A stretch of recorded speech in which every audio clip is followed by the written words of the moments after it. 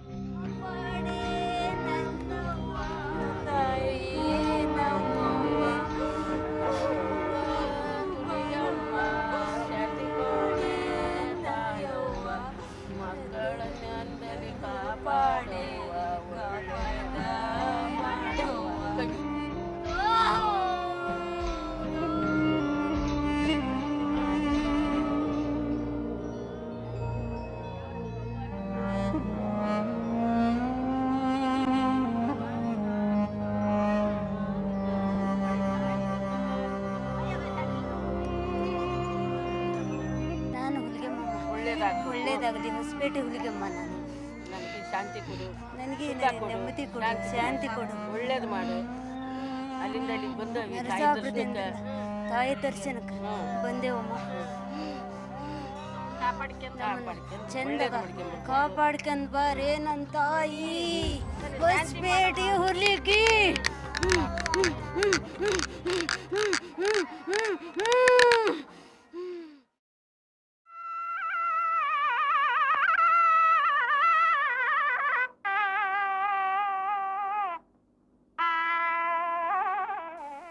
ദേവദാസികൾ എന്നാൽ ക്ഷേത്രങ്ങളുമായി ബന്ധപ്പെട്ട് ജീവിക്കുന്ന കലാനിപുണകളെന്നാണ് ദേശാന്തര സങ്കല്പം. ഒരു കാലത്ത് അങ്ങനെ തന്നെയായിരുന്നു. നർത്തകികളും ഗായികമാരുമായിരുന്നു അവർ.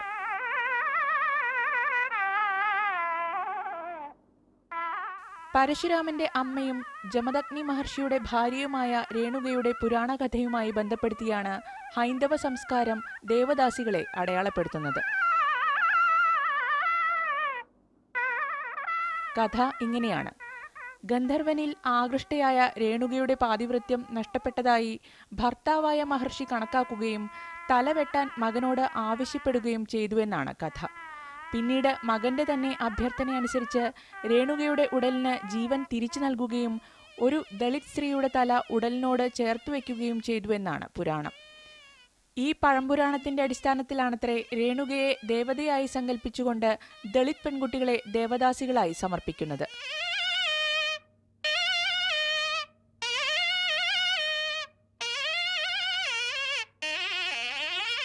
ആരോ സൗകര്യപൂർവ്വം കെട്ടുകഥകളുണ്ടാക്കി ചൂഷണത്തിന്റെ വിശാലമായ ലോകം തുറന്നുകൊടുത്തുവെന്നർത്ഥം. എല്ലാവരുടെയും അമ്മ എന്നർത്ഥത്തിൽ പലയിടത്തും രേണുകയ്ക്ക് വേണ്ടി യല്ലമ്മ ക്ഷേത്രങ്ങൾ സ്ഥാപിക്കപ്പെട്ടു. അവിടെ പെൺകുട്ടികൾ ദേവദാസികളായി സമർപ്പിക്കപ്പെട്ടു. ഇങ്ങനെ സമർപ്പിക്കപ്പെട്ട പെൺകുട്ടികൾ പിന്നീട് ക്ഷേത്രങ്ങളോട് ചേർന്നുള്ള ദാസിപ്പുരകളിൽ നാട്ടിലെ പ്രമാണിമാരുടെ ലൈംഗിക പങ്കാളികളായി. പ്രമാണിമാർക്ക് വേണ്ടാതാവുമ്പോൾ ലൈംഗിക തൊഴിലാളികളായി. അബലരും അശരണരും രോഗികളുമായി. നിർധനരായ ദളിത് കുടുംബങ്ങളിലെ പ്രായപൂർത്തിയാവാത്ത പെൺകുട്ടികളെയാണ് ദേവദാസികളാക്കുന്നത്.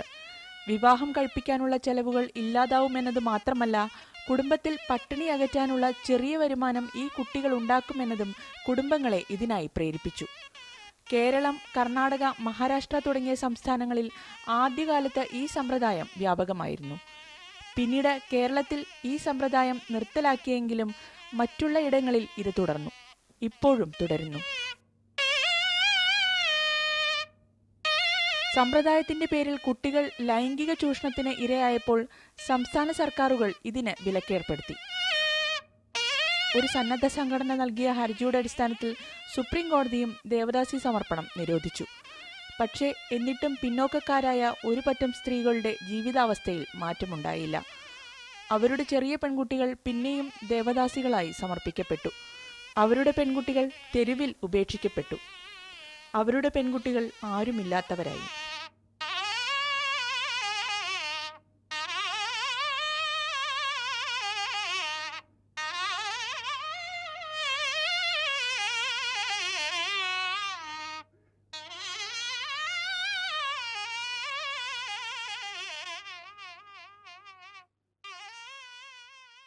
ഈ ദേവദാസി സമ്പ്രദായം എന്ന് പറയുന്ന ആ വ്യവസ്ഥ തന്നെ സ്ത്രീയെ വളരെ സമർത്ഥമായിട്ട് പുരുഷൻ തങ്ങളുടെ താല്പര്യങ്ങൾക്കനുസരിച്ച് ഉപയോഗിക്കാൻ വേണ്ടി അത് അമ്പലങ്ങളുടെയും വിശ്വാസങ്ങളുടെയും ആചാരങ്ങളുടെയും ഒക്കെ പേരിൽ ഉപയോഗിക്കുന്നതാണ്. അതിൻ്റെ ചരിത്രം അങ്ങനെ തന്നെയാണ് ഉണ്ടാവുന്നത്. സ്ത്രീക്കൊരിക്കലും റെസിസ്റ്റ് ചെയ്യാൻ പറ്റാതെ അവൾക്ക് സ്വയം ചിന്തിക്കാനും തീരുമാനമെടുക്കാനുമുള്ള ഒരു ബോധമുണ്ടാകുന്നതിന് മുമ്പേയുള്ള കാലത്ത് തന്നെ അവൾ ദൈവത്തിനായിട്ട് സമർപ്പിക്കപ്പെട്ടവൾ ആയി മാറുന്നു. അത് ഒരു പവിത്രമായിട്ടുള്ള കാര്യമാണെന്ന് രീതിയിൽ വ്യാഖ്യാനിക്കപ്പെടും.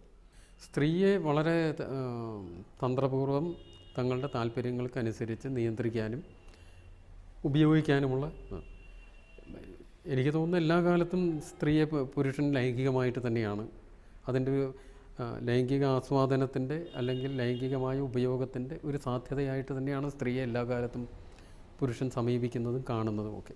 അത് അധികാരത്തിനോട് ചേർന്നുള്ള താല്പര്യങ്ങൾ വരുമ്പോൾ ഇൻസ്റ്റിറ്റ്യൂഷണലൈസ് ചെയ്യപ്പെടും. ഇവിടെ അങ്ങനെ തന്നെയാണ്.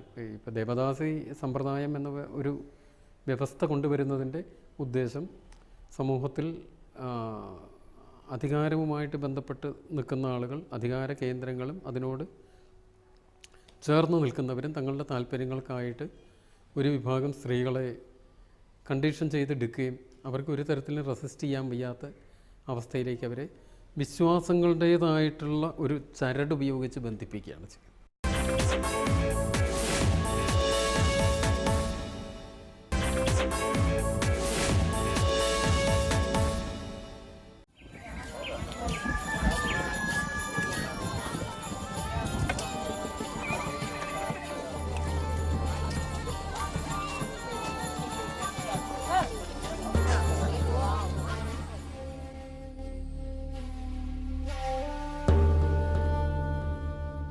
ഒരു പറ്റം പിന്നോക്കക്കാരായ സ്ത്രീകളുടെ ദേവദാസി ജീവിതത്തിന്റെ ദുരിതകഥയ്ക്ക് അത്ര കാലപ്പഴക്കമില്ല. അവരിപ്പോഴുമുണ്ട്.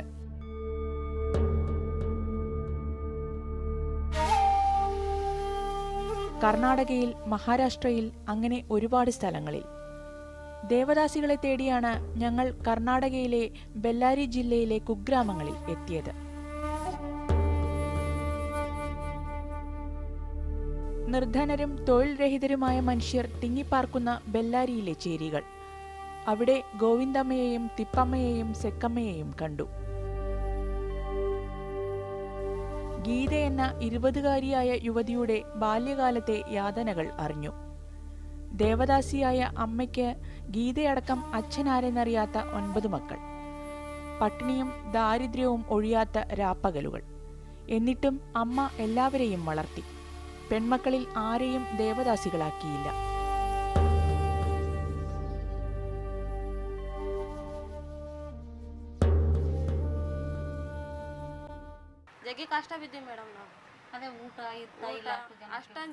ഞങ്ങൾക്കാരുമില്ല. വലിയ കഷ്ടപ്പാടാണ്. ആരും ഞങ്ങളോട് സംസാരിക്കില്ല. ചന്തയിൽ പണിക്കുപോയി. പക്ഷേ അവിടെയും ആരും ഞങ്ങളോട് സഹകരിക്കില്ല. ഞങ്ങൾക്ക് അമ്മ മാത്രമേ ഉള്ളൂ.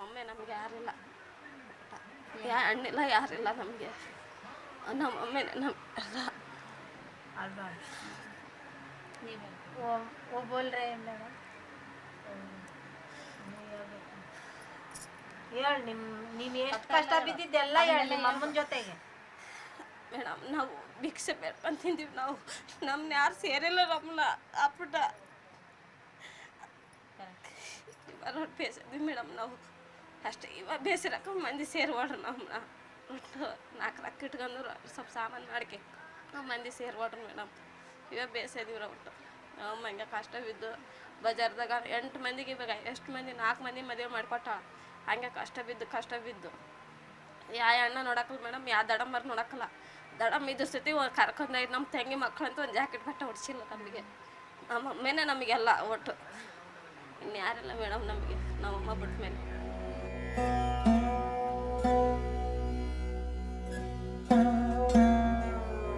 സേക്കമ്മയുടെ ജീവിത വഴിയിൽ ദുരന്തങ്ങൾ മാത്രമേയുള്ളൂ. പോഷകാഹാരമില്ലാതെ സേക്കമ്മയുടെ 3 മക്കളാണ് മരിച്ചത്. ಮಾಡಿದ್ಮೇಲೆ ಕೈ ಬಂದ್ಮೇಲೆ അവർ എന്നെ ദേവദാസിയാക്കി. ഞങ്ങളിപ്പോൾ നിർമ്മാണ ജോലിക്ക് പോവുകയാണ്. ഇದ್ರೆ 5 ಮಂದಿ മക്കൾ. എനിക്ക് 5 മാസം പ്രായമായ കുഞ്ഞുള്ളപ്പോഴും കൂലിപ്പണിക്ക് പോയിരുന്നു. എന്റെ 5 മക്കളിൽ 3 പേർ കൃത്യമായ ആഹാരം കിട്ടാതെ മരിച്ചു. ಅಡದು 9 ದಿವಸ 16 ದಿವಸ ಹಂಗೆ ಕೆಲ್ಸಕ್ಕೆ ಹೋಗ್ತಿದ್ವಿ. ಆ ಕೆಲ್ಸಕ್ಕೆ ಹೋದಾಗ ಮತ್ತೆ ಹುಡುಗರು ಹಾಲಿಲ್ದ ಏನಿಲ್ದ 3 ಹುಡುಗರು ತೀರ್ಕೊಂಡು ಹೋಗ್ಬಿಟ್ರು. ನಾನು 2 ಗಂಡು 1 ಹೆಣ್ಣು. 3 ಹುಡುಗರು ತೀರ್ಕೊಂಡಾದ್ಮೇಲೆ ಮತ್ತೆ ಇವಾಗ 2 ಹೆಣ್ಣನ ಹಂಗೆ 1 ಹೆಣ್ಣನ 1 ಗಂಡನ ಹಂಗೆ ಕಾಪಾಡ್ಕೊಂಬಂದಿನಿ. ದುಡಿದ್ರೆ ಬಾನ ಇಲ್ಲಾಂದ್ರೆ ಇಲ್ಲ ನಮಗೆ. ಆಮೇಲೆ ಅವಾಗ ಎಲ್ಲ ಕೆಲಸ ಎಲ್ಲ ಇಲ್ದಂಗೆ ಆದರೆ ಕೂಲಿ ಕೆಲಸ ಆ ಕೆಲಸ ಈ ಕೆಲಸ ಹೋಗ್ತೀವಿ. ಆ ಕೆಲಸ ಇವಾಗ ಲಾಸ್ಟಿಗೆ ಮುನ್ಸಿಪಾಲ್ಟಿ ಕೆಲಸ ಕಾಲೇ ಕುಪ್ಪೆ ಎತ್ತತ್ತೀವಿ. ಪಾನಿ ಹೋಗ್ತದೆ, ಕಸ ಎತ್ತಿ ಹಾಕಿ ಬದುಕ್ತದೆ. ಇವಾಗ ಯಾವ ಮಗಳಿಗೆ ಮಾಡಿಕೊಟ್ಟಿನಿ. ಗಂಡ ತೀರ್ಕೊಂಡ್ಬಿಟ್ಟನ. ಆಕಿ 2 ಮಕ್ಕಳು, ಒಬ್ಬ 8ನೇ ಕ್ಲಾಸು, ಒಬ್ಬಕ್ಕೆ 6ನೇ ಕ್ಲಾಸು. ಗಂಡ ಇಲ್ಲ ಏನಿಲ್ಲ, ನನ್ನ ತಗ ಜೀವನ ಮಾಡಿಸಿದೀನಿ. ಅವ್ರಿಗೋಸ್ಕರ ನಾನು ಕಷ್ಟ ಬಿದ್ದು 7 ಎಂಡೆ ಎತ್ತಾಕಿ ಜಾಪಾನ ಮಾಡ್ಕೊಂತ ಇದ್ದೀನಿ ಮಗಳ. ನನ್ನ ಮಗ ಕೂಡ ನಮ್ಮ ಜೊತೆ ಇದ್ದಾನೆ. ನನ್ನ ಮಗನ ನನ್ನ ಜೊತೆ ಮತ್ತೆ ಜಾಗ ಕೂಡ ಇಲ್ಲ. ಮಗಳಿಗೆ ಜಾಗ ಇಲ್ಲ, ಮಗಳು ಇರಕ್ಕಿಲ್ಲ. ಇಲ್ಲ ಮದುವೆ ಮಾಡಿಕೊಟ್ಟಿನಿ ಸಾದಿ ಕರ್ಕು.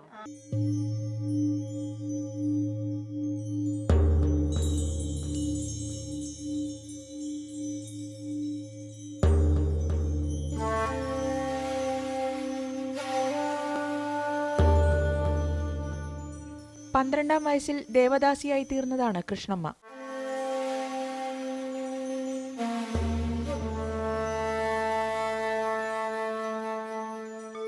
പിന്നെ ബന്ധുക്കളും ഇല്ലാതായി. കൂടെ താമസിച്ചിരുന്നയാൾ കുട്ടികളായപ്പോൾ ഉപേക്ഷിച്ചു.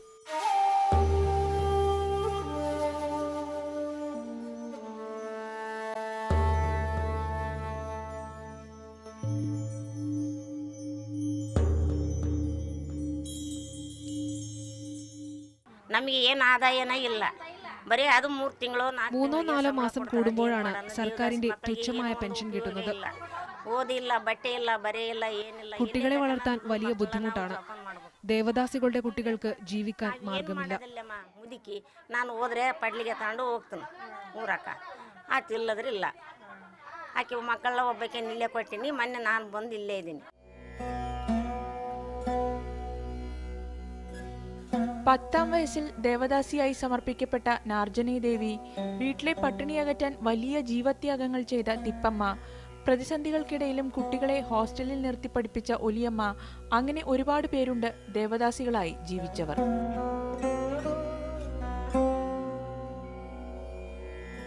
ಉಪವಾಸ ಕೂಡ ಇಲ್ಲ ಬಾನ. ಅಷ್ಟು ಕಷ್ಟ. ഞങ്ങൾക്ക് ഭക്ഷണവും വസ്ത്രവുമില്ല. ಹಂಗೆಲ್ಲ ಮಾಡಿಲ್ಲ ನಾವು.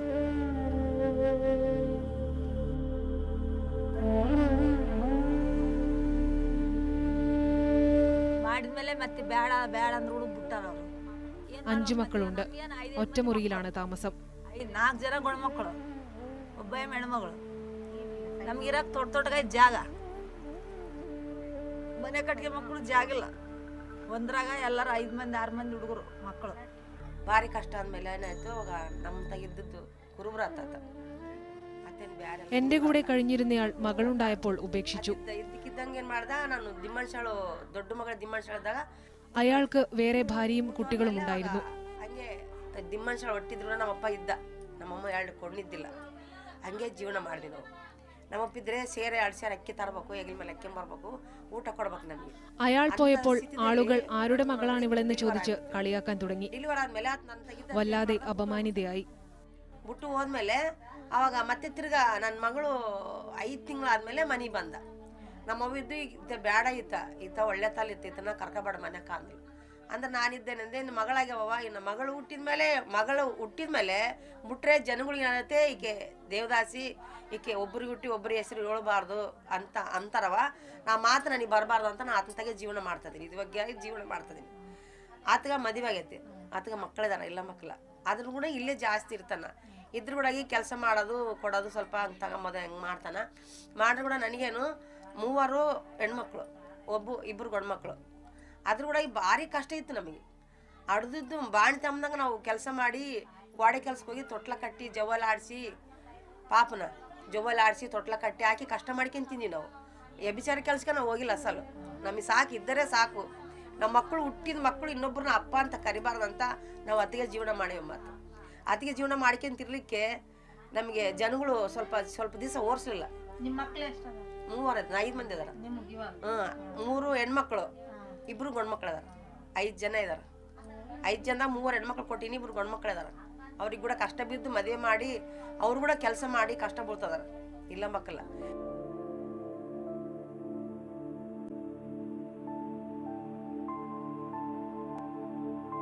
ಅವರು 11 ಮಂದಿ 15 ಮಂದಿ ಇದ್ವಿ ನಾವು. ಅಲ್ಲಿ ಅಡುಗೆ ಮಾಡಿ ಮಧ್ಯಾಹ್ನ ಊಟ ಅವರೇ ಇರ್ತಿದ್ರು. ಅವ್ರಿಗೆ ಅದು ಅವ್ರಿಗೆ ಹುಟ್ಟಿದ ಊಟನೇ ನನ್ನ ಮಗ ಸಣ್ಣ ಹುಡುಗ മക ಕೊಟ್ಟು. ഞങ്ങൾ 15 മക്കളായിരുന്നു. 12ാം വയസ്സിൽ ദേവദാസിയായി. ಆಗಿನೊಬ್ಬ ನನ್ನ ಗಂಡ ಇದ್ದ, ಕುರುಬ್ರ ಇಪ್ಪ ಅದು ಮದುವೆ ಆಯ್ತಿಲ್ಲ ಏನಿದ್ದಲ್ಲ ಅಪ್ಪಿದ್ದ.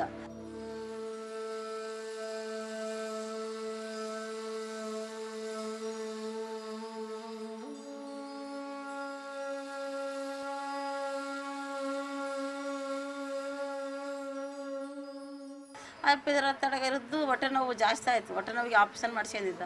ಅಪ್ಪ ತೀರೋಗ್ಬಿಟ್ಟ.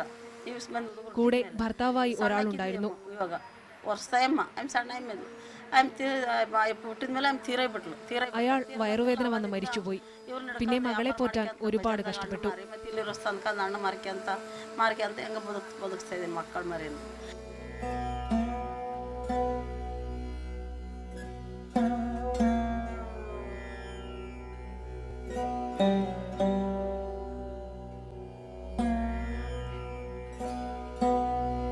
ಕಷ್ಟ ಇವಾಗ ಹಿಂಗೆ ನಮ್ಮದು ಮದುವೆದು ನಾವೇ ಮಾಡ್ಕೋಬೇಕು, ನಾವೇ ದುಡ್ಕೋಬೇಕು, ನಾವೇ ತಿನ್ಬೇಕು.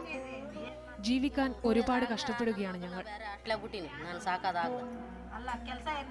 ತರಕಾರಿ ವ್ಯಾಪಾರ ಮಾಡ್ತೀನಿ. ಮತ್ತೆ ಸ್ವಂತ ഞാൻ പച്ചക്കറി കച്ചവടത്തിന് പോവുകയാണിപ്പോൾ. ಏನ್ ಸಿಕ್ಕಿಲ್ಲ. സർക്കാരിന്റെ പെൻഷൻ അല്ലാതെ മറ്റൊരു വരുമാനവും കാര്യമായില്ല. ಸ್ವಂತ ಮನೆ ಹಳೇದು.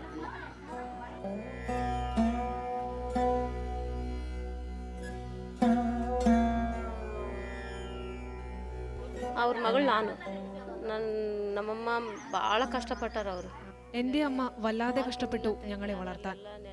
അവർ ആർക്കെ മില്ലിൽ പണിക്ക് പോയി. ಕಷ್ಟ ಒಂದು ದಿನ ಕೂಡ ಮನೆಗಿಲ್ದಂಗೆ ಈಗಲೂ ಒಂದು ದಿನ ಕೂಡ ಮನೆಗಿರಲ್ಲ ನಮ್ಮಮ್ಮ.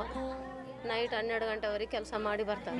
ಸಂಡೇ ಕೂಡ ನಾವು 3 ಹೆಣ್ಮಕ್ಳಿದ್ದೀವಿ. ഞങ്ങൾ 3 സഹോദരിമാരാണ്. ഞാൻ 9ാം ക്ലാസ് വരെ പഠിച്ചു. ಅವರಿಗೆ ಮದುವೆ ಆಗಿದೆ. ನಾನು 9ನೇ ಕ್ಲಾಸ್ ಓದಿನಿ. ಆಕೆ 8ನೇ ಕ್ಲಾಸ್ ಓದಾಳ, SLC ಓದಾಳ ಆಕೆ. ഞങ്ങളുടെ കുടുംബത്തിൽ ആണുങ്ങളില്ല, അതുകൊണ്ട് കഷ്ടപ്പെടുകയാണ്. ನಾನು 3ನೇ ತರಗತಿ ಓದುವಾಗ ನಮ್ಗೆ ಊಟಕ್ಕಿದ್ದಿಲ್ಲ. ಕಡಲೆ ನೀರು ತಿಂದು ನಾವು ಓದಿವಿ. ಅಂತಪ್ಪ ನಮ್ಮಮ್ಮ ಓದಿಸಾಳ ನಮಗಿಲ್ಲ. ದೇವದಾಸಿ ನಿಮ್ಮನ್ನ ಯಾವ ರೀತಿ ಇಲ್ಲ ನಿಮ್ಮನ್ನ ಓದಿಸಿ ಬೆಳೆಸಿ ನಿಮ್ಮನ್ನ ಮದುವೆ ಮಾಡಿ ಕೊಟ್ಟಾಳ ನಮ್ಮಮ್ಮ ಒಬ್ಬಳೇನೆ. ಸರ್ಕಾರದಿಂದ ನಿಮ್ಮಮ್ಮಗ್ ಮನೆ ಏನು ಕೊಟ್ಟಿಲ್ಲ, ಸ್ಥಳ ಏನಿಲ್ಲ. ಪಿಂಚಿನ ಒಂದೇ ಅದೊಂದು 4 ತಿಂಗಳಾಯ್ತು ಬರೋಕ್ಕಷ್ಟೇ ನಮ್ಮಮ್ಮಂದು. ಅದು 1000 ರೂಪಾಯಿನಂತೆ. ಒಂದು 4 ತಿಂಗಳಾಯ್ತು ಬರೋದಕ್ಕೆ. ನಮ್ಮ ಮನೆ ಸ್ಥಳ ಏನು ಕೊಟ್ಟಿಲ್ಲ. ನಾವೆಲ್ಲ ಬರೋ ದುಡ್ಡು ತಿನ್ನೋರೆ. ನಮಗೆ ನೌಕರಿ ಇಲ್ಲ. ನಾವು ಇಷ್ಟು ಓದಿದ್ರು ಕೂಡ ಎಲ್ಲನೂ ಹೊರಗಡೆ ಹೋಗಿ ಕೆಲಸಕ್ಕೆ ಹೋದ್ರಿನ ಈ ರೆಕಮೆಂಡೇಶನ್ ಕೇಳ್ತಾರೆ. ನಮ್ಗೆ ಅವು ರೆಕಮೆಂಡೇಶನ್ ಕೂಡ ಇಲ್ಲ ನಮಗೆ. ನಮ್ಮ ಜೀವನನೇ ದುಡ್ಡು ತಿನ್ನೋ ಜೀವನ ಆಗೈತೆ. ಇಷ್ಟೇ ನಾನು ಹೇಳೋಕ್ಕೆ ಇಷ್ಟಪಡ್ತೀನಿ. ಒಟ್ಟು ನಮ್ಮ ತಾಯಿಯರಂತೂ ಫುಲ್ ಕಷ್ಟದಲ್ಲಿ ಈಗಲೂ ಕಷ್ಟಪಡ್ತಾರೆ. ನಮ್ಗೆ ಒಬ್ಬ ಅಣ್ಣಾಗಲಿ ತಮ್ಮ ಆಗಲಿ ಒಂಥರ ತಂದೆ ಆಗಲಿದ್ದಿದ್ರಿ ನಮಗೆ ಸ್ವಲ್ಪ ಚೆನ್ನಾಗಿರ್ತೈತೇನೋ. ಆದ್ರೆ ಆ ಭಾಗ್ಯ ನಮಗಿಲ್ಲ. ದೇವ್ರ ಅದು ಅಷ್ಟೊಂದು ಮುಂದುವರೆಯೋಕೆ ನಮಗೆ ಅವಕಾಶ ಇಲ್ಲ. ಈಗಲೂ ಇಲ್ಲ ಅವರು ಇಲ್ಲ. ನಮ್ಮಮ್ಮ ಇರೋದು ಒಬ್ಬನೇ ತಮ್ಮ. ಅವ್ರ ಹೆಣ್ಮಕ್ಳೇ ಓಸ್ ಮಂದಿ. എൻ്റെ അമ്മയും ദേവദാസിയാണ്. ಆರ್ಕೆ ಮಿಲ್ಲಾಗ ಕೆಲಸ ಮಾಡಿ ನಾವು 6 ಮಂದಿ ಇದ್ವಿ, 3 ತೀರ್ಕೊಂಡವ್ರೆ. ನಾವು 3 ಅದೀವಿ. ನಾನು ಒಬ್ಬಳೆ ಹೆಣ್ಮಗಳು, 2 ಗಂಡು ಮಕ್ಕಳು.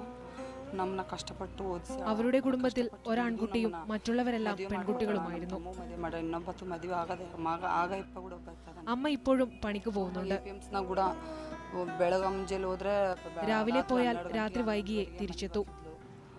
ಇವಾಗಾದ್ರೂ ನಮ್ಮ ಕಷ್ಟ ತೀರಿಲ್ಲ. ಕೆಲಸ ಹೋಟ್ಲುಗಳಿಗೆ ಹೋಗ್ತಾವೆ, ಹೋಟ್ಲಾಗ ಕೆಲಸ ಮಾಡಕ್ಕೆ ಹೋಗ್ತಾವೆ. ಇವಾಗ ನಮ್ಮಮ್ಮ ಭಾಳ ಕಷ್ಟಪಟ್ಟು ಅವರು ನಮ್ಮಮ್ಮರಿಗೆ ಬರೀ ಅಕ್ಕ ತಂಗಿಯರು ಹೆಣ್ಮಕ್ಳಲ್ಲ, ನಮ್ಮಮ್ಮ ಇದೇ ಗಂಡು ಮಗ ಇದ್ದಂಗೆ ಇರ್ತಾಳ ಅಂತಂದೇಳಿ ಮನೆಗೆ ಇರಿಸಿದ್ರೆ ಮನೆಗೆ ಇರಿಸಿದ್ರೂ ಮನೆಯಾಗಿದ್ರೂ ಬರೀ ದುಡಿಯೋದೇ ಅಮ್ಮಂದು.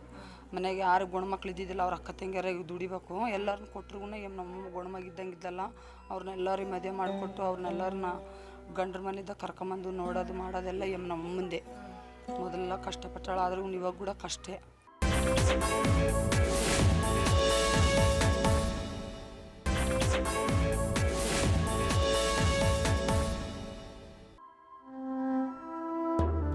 ബെല്ലാരിയിലെ കുഗ്രാമങ്ങളിലും ബെൽഗാമിലും ഇപ്പോഴും കുട്ടികളെ ദേവദാസികളായി സമർപ്പിക്കുന്നവരുണ്ട്.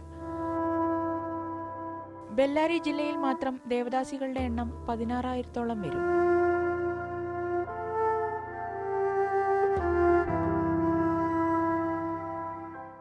Bellary district 16,000 Devadasi. ബെല്ലാരിയിൽ 10,000 ദേവദാസികളുണ്ട്. എല്ലാവരും നിർധനരാണ്. ഉൾനാടുകളിലാണ് അവരുടെ താമസം. Many people हैं, urban place में कम होता. वो लोग कैसे जीता है यहाँ? देवदासी का लोग ये पूर पीपल, ऑल आर पूर पीपल. ये गवर्नमेंट स्कीम्स नहीं रहते, नहीं मिलता. ज़्यादा वेलफेयर एक्टिविटीज़ है ना गवर्नमेंट की, वो नहीं यहाँ पहुँचते.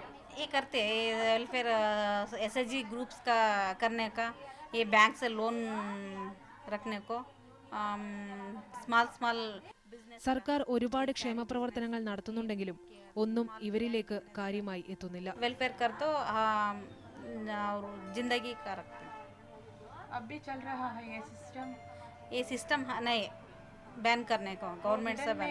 हिडन में 1 or 2 रहते हैं. ये उलिगी का हम कोप्पल. ഇപ്പോഴും ഗോപാൽ ജില്ലയിലെ ഉലിഗി ക്ഷേത്രത്തിൽ രഹസ്യമായി ദേവദാസി സമർപ്പണം നടക്കുന്നുണ്ട്.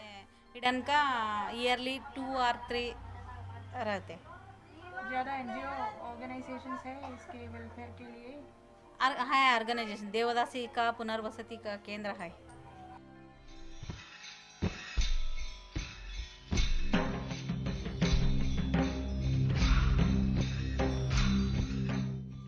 സമൂഹത്തിൽ ഒറ്റപ്പെട്ടവരാണ് ദേവദാസികൾ. അവരുടെ മക്കൾ സാമൂഹ്യ ജീവിതത്തിൽ നിന്ന് ഭ്രഷ്ടരാക്കപ്പെട്ടവരാണ്. ജീവിതമെന്ന വലിയ ഭാരം എന്നിട്ടും ഇവർ ജീവിച്ചു തീർക്കുന്നുണ്ട്.